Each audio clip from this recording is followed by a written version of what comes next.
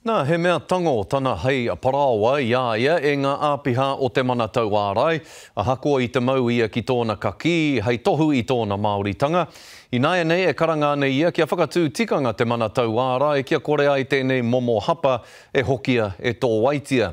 Hei tā Jake Aitken a hakoa kua whakahokia tana taonga, ka re tonu ia I te harikoa. Nei rā a te o Kiwa McLean. Aha kua tērā te kō himu kua tukuna he whakapāha kia Jake, engari, auare ake. I actually haven't received an apology from the Minister of Primary Industries yet.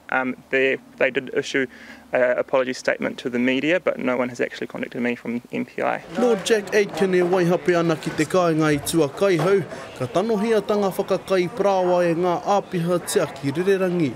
Nā runga I te ture me whai a hei ngā rawa te tangata I te papa ata whai, mēnā ia e mau ana I tētahi rawa kua hangaia mai ngā kararehe, pēnei te toho rā. It's very important that there is some kind of way that this information is put out to whānau Māori and that it is, has have a negative, disproportionate effect on us as Māori who are more likely to be carrying these tongaras around with us. Kua hau ngā rongo o tēnei take ki ngā taringa o te motu, a kua rango nā te wairua kawa o te minenga. The way that the law is currently structured, it would put people off from taking their tonga overseas, and we're already seeing quite a few comments coming out saying that that's exactly how people feel now, that they're too whakamā to take their tonga overseas for fear that it could be taken away from them. E ai ki te minita mana ārai, kei te wānanga tia te rongoa whakatika. Like I said, we're doing a full investigation on the incident.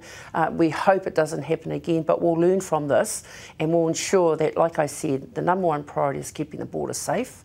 But at the same time, our people leaving our country and coming home in our country with taonga that's important to us as Māori people is also safeguarded. I think there's a way forward. Me te wero nui a Aitken ki te manatu ahu matua. I'd love for that to be strengthened to make sure that MPI staff members do have an awareness of cultural competence and cultural responsibility.